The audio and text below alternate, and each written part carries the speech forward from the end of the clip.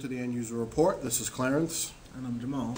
And today we're going to be talking about what has been the biggest news of the week, of the year so far, and that is Verizon getting the iPhone.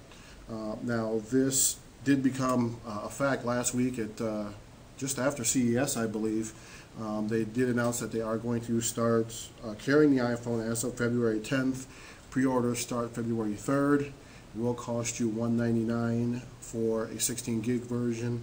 32 gig version is going to cost you $299. Of course, those prices are with 2-year contracts. Full hardware prices are going to be $399 and $499 respectively. While it hasn't been confirmed yet, Verizon does plan to offer the same data plans that it does offer the rest of the smartphones. So, you know, the unlimited plan for $30 should be available for your iPhone. But Jamal, so far, what are your thoughts about Verizon getting the iPhone 4? Well, my biggest concern as a Verizon is are they going to be able to handle the data with the iPhone? The Verizon has the least amount of smartphone users on their network, and now probably by the time February comes around, they might be #1 in the smartphone users on their network. And how will they be able to handle that? And they haven't really proven to anybody that they've been able to do it. And AT&T had a shot, and obviously you can see that they weren't very good at handling such huge traffic. And the question then I have is that's really good, the all-you-can-eat plan that they have now at Verizon, and they may have to, maybe down the road, if they can't handle the data, that might go to the tier plan like AT&T did. Yeah, I mean, you got to think there's a reason why AT&T doesn't offer that. I think it's going to be a good smartphone. We know it's going to be probably pretty popular. It has the most apps out there. It's got a solid OS. You know, and there's a lot of people who've been on Verizon that they've got these Android phones just for the simple fact is that Verizon doesn't offer the iPhone, and they don't like AT&T. So expect people to be lining up for this thing like they're waiting for Justin Bieber tickets or something. I really think it's going to be that popular. But I want to cover some things that I think people really need to know going into this, because I think there seems to be a lot of misconceptions about people who have been waiting so long to get this iPhone. Number one, it's CDMA, okay, and that's the method that Verizon uses to send out voice and data. AT&T uses GSM. Now, the big thing to really know about that is you're not going to be able to talk and surf at the same time. So if you're on the internet, you get a phone call, your phone call is always going to take precedence over that. Another thing to know, it's hotspot capable, which is a good thing. It's not offered by AT&T. You are going to be able to connect 5 other devices up to this at once. It is a nice feature to have, so look out for that. 3, and this is a really big one, it's not 4G, and I want people to understand that. Right now, as I've said, it's a CDMA network. Verizon offers 3G speeds on that. When Verizon does go 4G, this iPhone is not going to be compatible with that. So that's something you want to keep in mind here, especially when Verizon does go with its 4G LET network, which is expected to be late spring, early summer. Let me give you a perspective about CDMA. It's a technology that's been around for 25 years. Okay. So yeah, it's not exactly. It's not exactly a spring chicken anymore. Yeah, exactly. Exactly.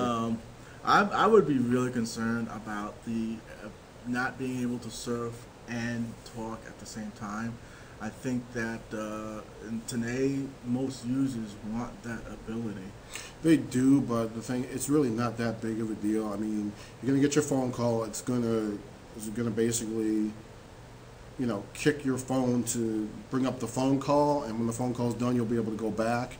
It's just more of a minor annoyance. I mean, all of the Android phones on Verizon do that now. So probably the biggest annoyance is it going to be packed with all of that stupid Verizon crap. I think that's very doubtful. I don't think Apple's going to allow that. I don't think Apple is even going to allow a Verizon icon on the thing, let alone let them preload software So you'll probably be able to download it from the market, but I doubt Apple's So going to none let of that them. Beepcast crap. Yeah, the stuff that you don't use that sits there. Yeah. So, And you can't get rid of it. but another thing that I wanted to bring up here is this deal with Verizon isn't exclusive. When AT&T first came out with the iPhone, they were the only ones allowed to sell it. And with Verizon, that's definitely not the case. So this is probably a big thing, especially for you people who have like a Sprint, who also use a CDMA. You might want to just sit back and wait and see. Maybe you get an iPhone a little bit down the road. You might even be able to hack your Verizon iPhone to work on the Sprint We knew we network. were going with hacking. Anytime we talk about I mean, hacking. people do it with the GSM AT&T phones. They hack them so that they can work on the T-Mobile network. I can't see that being far from reality there. So it just does open up a new opportunities for hackers, people who want to maybe use the Sprint network, which a lot of people have said is a pretty darn good network. That's because no one's on it. Yeah. Another thing, and I call this the unknowns. There's two big unknowns that I kind of want to cover here, and the first is the antenna. We know that when AT&T came out with the iPhone 4, there was a big antenna issue causing dropped calls, poor reception. Mm-hmm. Now the antenna on this phone has been slightly redesigned. Well, I think they're trying to avoid the whole antenna game. They're trying to avoid that. They've redesigned it, but Yeah. we really don't know if it makes it better, if it makes it worse, or if it solves it. So don't be surprised if you hear from Steve Jobs again saying, "We're going to offer you a free case because you can't make phone calls."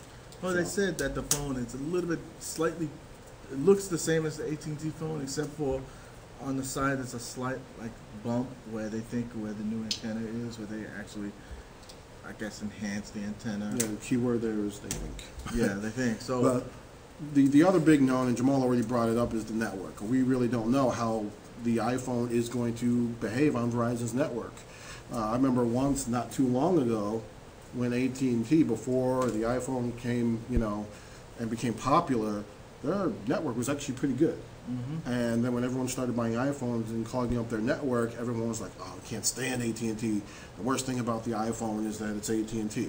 And then what happened with the solution that they wound up doing is they had to go to a tier plan. Exactly. And so I can see that maybe happening, maybe down the future. It may not happen with these three G phones, but maybe when they come out with the iPhone 4G, I could definitely maybe see something where they would say, okay, based on maybe their own statistics, that they'll have to offer tier planning. No, the only way that we can tell those two things is people have to buy them and use them, and then we kind of have to just wait and see what happens. Yeah. And probably the biggest thing that I want people to pay attention to, this last item of things to know, is that this phone, this iPhone, it could very well be outdated by this summer.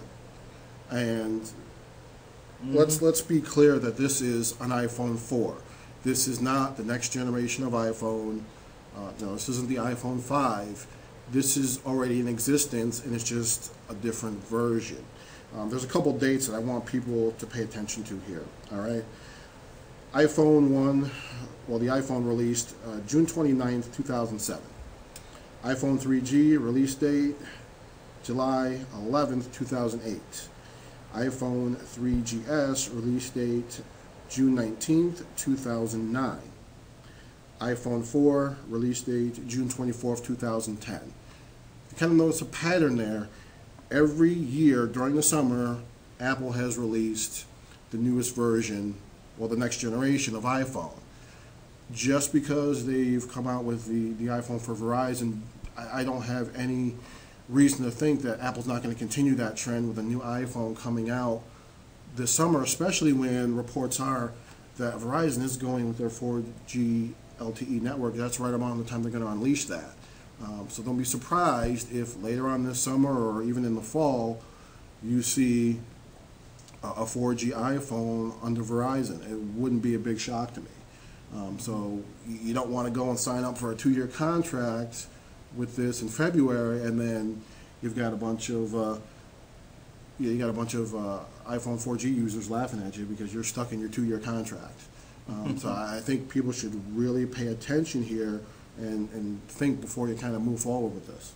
I think two things that come to my mind. The first is I think it is kind of a positive for consumers that they have a choice.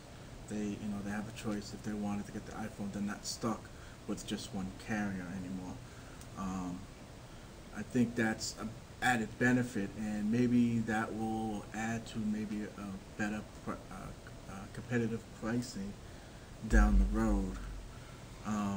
Well, competitive pricing is one thing. If there's one thing that I really think is good about this, that Verizon is coming out with the iPhone 4, I think it'll give people a chance to kind of see how the iPhone actually does perform, and you can kind of make a judgment based on what you see. Plus, it does, like you said, kind of set the stage for that toe-to-toe competition between AT&T and Verizon, because we know Verizon's been talking for a while now that they're the best network, but we really don't know that. Yeah. There's actually an article I read, I believe it was in PC World, where they went to all the major cities and actually did speed tests from network to network, and in a majority of the cities, not only did AT&T win, but they kind of stomped the mud hole out in Verizon. So I found that rather interesting. I guess another concern that I have is this tethering, whether or not Apple will allow the tethering to happen.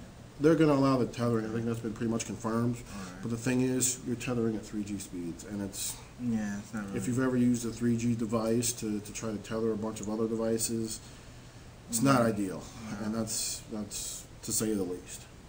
I mean, so I guess we're saying here, if you already have a 4G phone, don't go backwards and get a 3G phone. I think number one. Yeah. Well, another important thing to know, because the different technologies that AT&T and Verizon uses, if you're an AT&T iPhone owner, you can't just go to Verizon and say, "Hey, hook me up."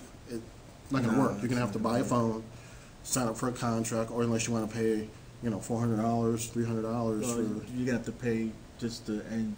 Yeah, you got to pay termination fee on the early AT&T. termination fees as well. So. And I don't think Verizon is offering any kickback on that. Well, not only that, I hear they're ending their early upgrade program, so users are going to have to wait the full length of their contract before they can re-up.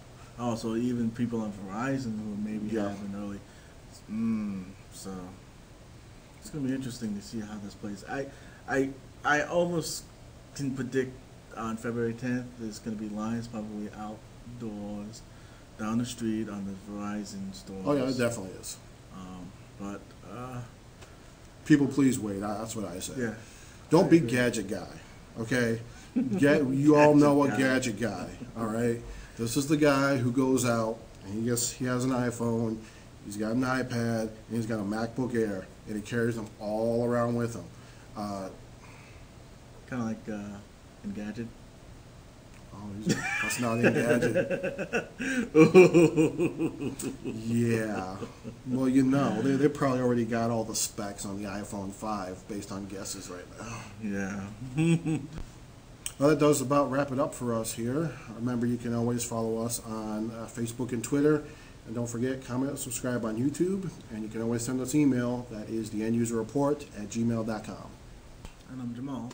And today we're going to...